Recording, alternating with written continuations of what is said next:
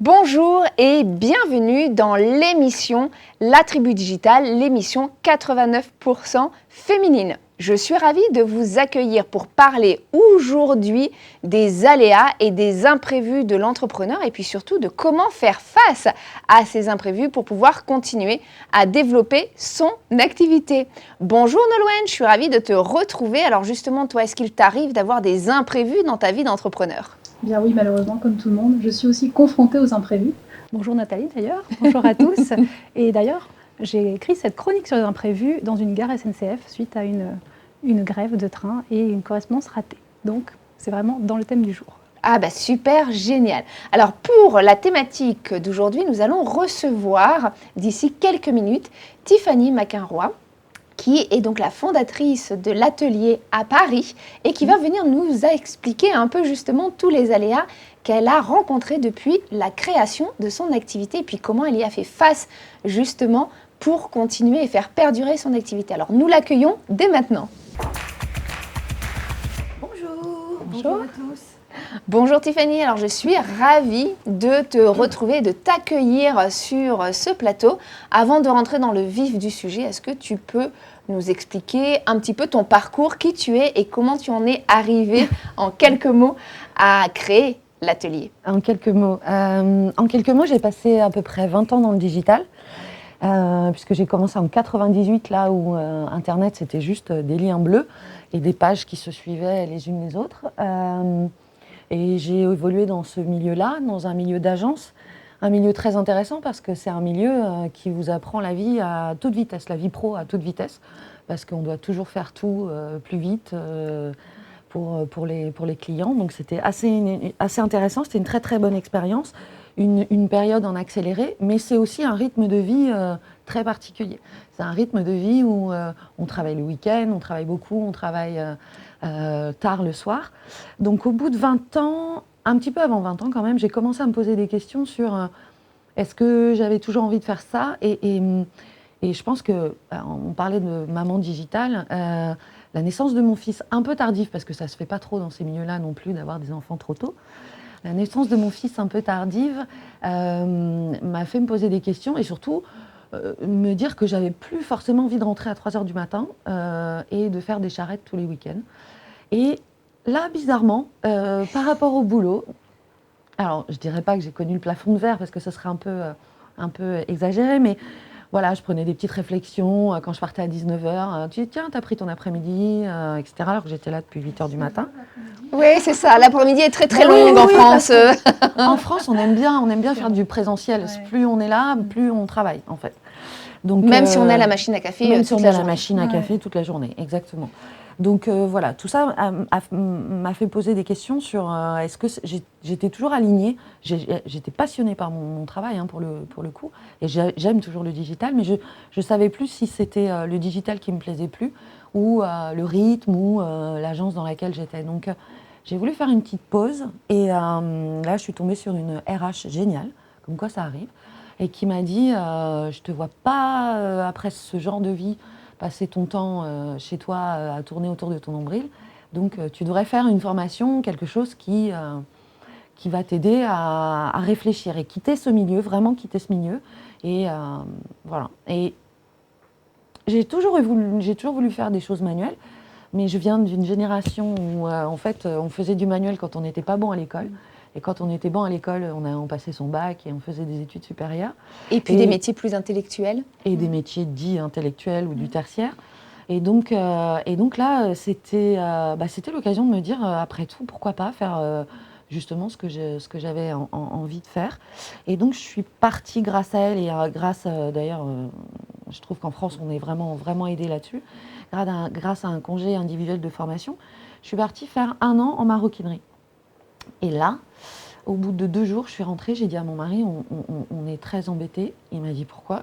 J'ai dit, je ne veux plus jamais faire autre chose de ma vie. Et voilà, et comment une passion est née pour la maroquinerie, et en très peu de temps, très très vite. Et voilà, et ça m'a amenée à réfléchir et à lancer l'atelier, parce que d'une passion après, trouver le bon projet, ça prend un petit peu de temps. Ça prend un petit peu de temps. Et justement, je sais de source sûre que tu as lancé quelques semaines avant le premier confinement de 2020. Ouais. Donc, une période pas facile parce qu'on lance son activité, on est à fond et puis tout s'arrête. Comment tu as fait face justement à cet imprévu qui n'était du coup pas du tout prévisible? Et puis, comment tu as adapté peut-être ton business plan, ton activité pour essayer de perdurer dans le temps? Alors effectivement, j'avais l'habitude de faire des business plans parce que j'étais déjà intrapreneur, je m'en suis rendu compte après, j'étais déjà intrapreneur au sein de mon agence, donc j'avais l'habitude de lancer des services ou ce genre de choses. Donc j'avais bien fait comme il faut, un bon business plan que j'avais montré à ma banque avec des chiffres. Moi, j'ai plutôt tendance à faire des hypothèses un peu basses, comme ça je préfère avoir des bonnes surprises.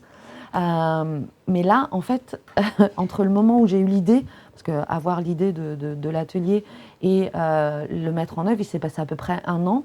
Et en fait, effectivement, comme tu le dis, j'ai signé 3 semaines, j'ai signé mon bail commercial 3 semaines avant le premier confinement. Donc, du jour au lendemain, tout s'est arrêté. Plus d'entrepreneurs, j'étais en plein travaux, plus d'entrepreneurs. Pendant 2 mois et demi, impossible de récupérer des matériaux, des gens pour travailler avec moi. Donc je me suis mis à poncer mes meubles moi-même, à faire des choses moi-même. Mon fils, mon mari, allez hop, on se faisait des petites autorisations de sortie, vu que je suis chef d'entreprise, donc voilà. On se faisait des petites autorisations de sortie pour travailler. On a fait pas mal de choses nous-mêmes, mais on ne pouvait pas tout faire. Ce qui fait que déjà, pour commencer, en fait, au lieu de lancer en mars, comme c'était prévu, j'ai lancé qu'en juillet. Et donc en juillet, j'ai dû faire 40 € de chiffre d'affaires, je crois que je n'oublierai jamais. Ah oui, parce qu'après 2 mois et demi de confinement, à Paris, il n'y avait plus personne. Ah oui. Donc j'ai ouvert mon atelier dans un Paris complètement vide, pas aussi vide que pendant le confinement, mais presque. Donc voilà. Et après, c'est fermeture, commerce non essentiel, non alimentaire. Donc fermeture. Pas d'aide de l'État parce que pas d'antériorité. Parce que tu viens de créer, donc effectivement, à ce niveau-là... Voilà. Pas d'aide de mes propriétaires, que je remercie au passage. Donc voilà, il faut se débrouiller et faire quelque chose quand même, et se débrouiller. Et donc, comme je viens du digital, justement, j'avais plein d'amis qui me disaient, mais un tel que je connais, machin, qui fait de la cuisine, elle fait des cours sur Internet. Je dis, mais c'est très bien ça, des cours sur Internet, mais on a toutes de la farine, des œufs, enfin, si on en trouvait encore dans les magasins, mais on a toutes de la farine, des œufs, des éléments. Mais moi, je travaille avec du cuir et des outils qui sont pas spécifiques, trouvables dans le premier supermarché du coin, ni même le premier Leroy Merlin. Donc, je veux bien faire des vidéos et me mettre en scène pour fabriquer des objets, mais c'est pas possible. Donc, en fait, voilà, il a fallu trouver d'autres modèles. Bon, et aujourd'hui, on va dire, on espère que ça y est, cette période est un petit peu derrière nous. Hein. Ça y est, tu as complètement changé finalement ton business plan d'origine. Tu as adapté un peu ce que tu avais prévu, ou même beaucoup ce que tu avais prévu au tout début quand tu as réfléchi à ton projet. Et ça y est, aujourd'hui, l'entreprise est lancée. Alors aujourd'hui, l'entreprise est lancée, effectivement. Donc après ces 2 ans où du coup j'ai dû me réinventer en fait. C'est vraiment le terme, se réinventer. Il y a plein de choses que j'avais pas prévu de faire ou que j'avais prévu de faire un petit peu plus longtemps, un petit peu plus tard, que j'ai fait finalement plus tôt. Parce qu'il fallait que le chiffre d'affaires soit là et rentre et faire face aux charges qui, elles, étaient fixes. Donc, par exemple, alors j'ai pas fait de cours en ligne, ça définitivement, j'ai pas fait de cours en ligne, mais je me suis par exemple recentrée sur les entreprises. J'ai découvert qu'en fait, cette activité, ça pouvait devenir une activité de team building. Donc, j'ai développé la partie team building dans les entreprises. J'ai fait du tractage papier. Alors moi qui viens du digital, je ne croyais que dans le digital et voilà. Et en fait, je me suis rendu compte que mes premiers clients, en fait, c'était les gens du quartier, à qui, dès que je voyais quelqu'un passer devant ma vitrine, j'ai la chance d'avoir une vitrine, je donnais un papier, j'expliquais le concept et je me suis découverte commerciale et à expliquer mon concept, des choses que j'avais vraiment pas prévues. J'ai travaillé avec des plateformes. Au départ, je comptais pas forcément travailler avec des plateformes parce que voilà, c'est un modèle un petit peu particulier. Mais finalement, si j'avais pas eu ces plateformes, je pense que j'aurais pas eu la visibilité qui m'a permis de tenir ces 2 premières années. Et puis aujourd'hui, je dois faire face encore à nouveau à alors je ne sais pas comment l'appeler, l'Ukraine, la crise de l'énergie. En tout cas, j'ai toutes mes matières premières qui augmentent.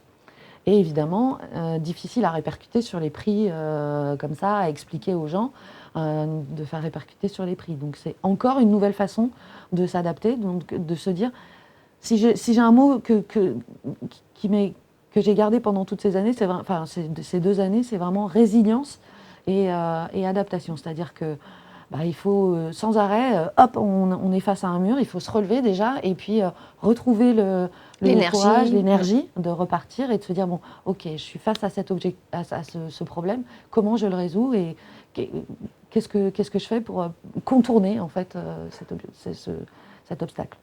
Alors justement, on a peut-être des auditeurs qui nous écoutent et qui sont eux-mêmes entrepreneurs et qui sont eux-mêmes confrontés à des imprévus, à des aléas. Quels pourraient être tes conseils justement à ces auditeurs ? Alors, mes conseils, après avoir vécu une situation de science-fiction en fait, parce que là pour le coup l'imprévu, je pense que personne ne l'avait prévu. Hein. Ah, c'était un très très bon imprévu. Hein. C'était un bon imprévu. Moi j'ai lu beaucoup de science-fiction. Au départ j'ai cru que j'étais dans un épisode de Black Mirror, mais non en fait non. Ce que je dis souvent à mes stagiaires, c'est la première chose, c'est vraiment la résilience, c'est-à-dire retrouver l'énergie en soi, ne pas laisser tomber. Aujourd'hui, moi, mon business plan, je l'ai refait, je ne sais même plus combien de fois. Et de toute façon, il est toujours faux. Moi, un business plan, même si on le fait... Ah, mais moi, on m'a toujours dit qu'un business plan était fait pour justement ne pas se réaliser. Qu'un business plan qui se réalise, finalement, c'est qu'il y a quelque chose de pas très clair. Oui, alors après, il faut l'expliquer au banquier. C'est vrai. Pourquoi il se réalise pas ? C'est autre chose. Mais le premier mot, c'est vraiment résilience. C'est-à-dire il faut retrouver l'énergie. Et là, pour la chance, pour le coup, j'ai la chance d'être entourée de gens, et notamment mon mari, hein, soyons clairs, si on est seul dans l'aventure, déjà l'entrepreneuriat, c'est une aventure solitaire. Je l'avais lu, mais je m'en étais pas rendu compte à ce point. On est très très seul face à ces décisions. On doit toujours se dire, mais est-ce que je prends la bonne décision ou pas ? Et même si on demande des conseils aux autres, ils ne sont pas dans votre entreprise, ils ne sont pas dans vos chiffres. Donc ils vous donnent des conseils, mais il n'y a que vous en fait qui êtes là face à la décision, sauf si vous avez des associés, mais ce qui n'est pas mon cas. Donc la résilience et surtout la bienveillance envers soi-même. Ça, c'est quelque chose que je n'avais pas bien intégré jusque-là. J'étais très exigeante, je venais de l'agence, donc on est très exigeante. La bienveillance, c'est pas un mot qu'on utilise beaucoup en agence. Et la bienveillance envers soi-même, c'est encore quelque chose d'autre. Et donc se pardonner ses erreurs, apprendre de ses erreurs, parce qu'on fait des erreurs, ça c'est sûr. J'en ai fait, j'en ferai d'autres. Se les pardonner, mais les analyser pour ne plus les refaire. Et donc être bienveillant face à ces différentes erreurs. Et peut-être trouver aussi le bon, finalement, dans les aléas ou dans les imprévus. Bien sûr. Qui nous arrivent pour pouvoir mieux rebondir. Ouais. Ne jamais laisser tomber, en fait, parce que ne pas avoir de clients, en fait, c'est ça qui m'a fait développer, en fait, la partie entreprise. Et j'ai découvert, en fait, que la partie entreprise, c'était quelque chose qui me plaisait vraiment, vraiment beaucoup, et quelque chose qui plaisait vraiment beaucoup, qui était original.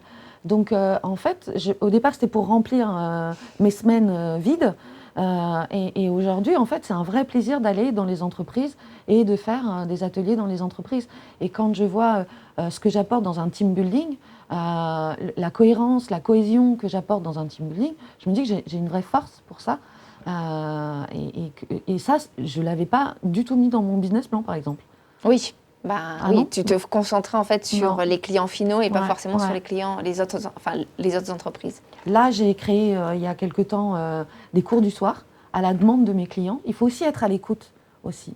C'est ça, un bon entrepreneur, je pense que c'est quelqu'un qui est toujours à l'écoute de ce qui se fait, du marché évidemment, mais de ce que lui renvoient aussi ses clients. Et là, j'ai créé des cours du soir, par exemple, parce que c'est une demande de clientes. Donc, je ne sais pas si ça va marcher, je ne sais pas si ça sera suffisant, mais en tout cas, voilà, j'écoute et j'essaie d'inventer. Eh bien, super. En tout cas, c'est vrai qu'il y a besoin de s'adapter. On sait naturellement que les entreprises, elles ont des hauts, elles ont des bas. Il y a des moments où tout va bien, on se croit le roi du monde, et puis le lendemain, on se lève et c'est la catastrophe. Mais lorsqu'on croit en son projet, lorsqu'on est animé, finalement, c'est ça aussi qui va nous donner l'envie de continuer malgré tous les aléas que l'on peut avoir. Alors justement, on va retrouver Sandra. Alors Sandra, qui est notre entrepreneuse dans les studios et qui, elle, nous a dit qu'elle ne rencontrait jamais aucun imprévu et aucun aléa dans son entreprise. Non, j'ai quelques doutes. Eh bien, retrouvons-la dès à présent et puis voyons comment se passe une journée type avec Sandra. Bonjour Nathalie, bonjour Nolwenn. La vie d'un entrepreneur est remplie d'aléas et d'imprévus. C'est pas toujours évident d'y faire face. Moi-même, il y a des fois, ça ne se passe pas du tout comme je l'ai prévu. Oh non! Oh, tu vas pas être malade, pas aujourd'hui. Non, maman, elle a un grand rendez-vous. Hop, un petit Doliprane et on y va. C'est parti, on va à la crèche. Allez, ni vu ni connu. C'est quoi cette circulation? Oh là là, dépêchez-vous, avancez, bon sang. Oh. Allez hop, fallait bosser. Oui, allô? Oui? Malade, vous dites? Ah ben ça alors, hein. Elle allait bien ce matin. Venir la chercher? Là? Maintenant? Entends plus. Entends plus. Je vous entends plus. Oui, bonjour Monsieur Martin, vous allez bien? Qu'est-ce que c'est ce bazar? Parce que Oui, moi, ça je sais, fait j'ai un déjà 2 petit jours peu que de je vous retard. attends, là. Ça Voilà, commence j'ai à eu bien faire, hein. quelques imprévus, je suis sur la route. Non, mais enfin, vous êtes en train de Oui. faire perdre mon temps, Oui, là. alors, oui, j'ai le dossier avec moi. Ah, là, vous pour vous dépêchez, là. présenter. Donc, voilà, là, je me Parce que moi, je dépêche, vais plus hein, vous je attendre très longtemps, très hein. très vite. Ouais, j'ai autre chose à faire, hein, moi aussi. Oui, hein. à tout à l'heure. Là, j'ai une vie à côté, ça commence. S'il vous plaît, docteur, vous me la remettez vite d'aplomb, hein, parce que moi, je suis sur un projet très important, là. Hein, faut que je retourne travailler. D'accord? Allez. Lève-toi et marche. Je suis en retard. Oh, j'ai oublié le dossier. Bon, mais qu'est-ce qu'il fiche? Il est où, là? Bah, il m'a bien donné rendez-vous par là, le client. Oh, Monsieur Dumont! Monsieur Dumont! Vous êtes où, Monsieur Dumont? Oh, je suis à la bourre. Allez, poussez-vous! Je suis désolée, je suis vraiment très très en retard. Donc, à 18h ce soir, hein, je la récupère. Hein. Allez. Mais qu'est-ce que c'est que ça? C'est Comment? un chien? Oh, punaise, la gamine! Oh, j'ai oublié la gamine! Oh, c'est pas possible!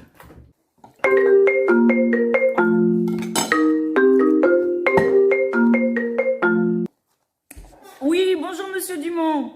Oui, vous avez reçu ma proposition commerciale. Alors, qu'est-ce que vous en avez pensé?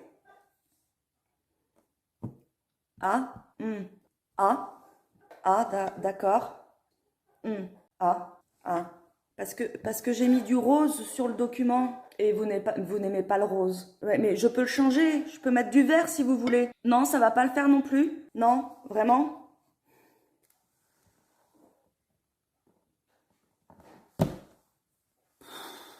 C'est parfois vraiment très compliqué de s'organiser et de gérer les aléas d'une vie entrepreneuriale. Alors Nathalie, Nolwenn, vous auriez des conseils à me donner? Bon, ben justement, Nolwenn, tu vas pouvoir peut-être conseiller Sandra qui a quand même eu pas mal d'imprévus dans sa journée d'entrepreneur. Je te laisse la main.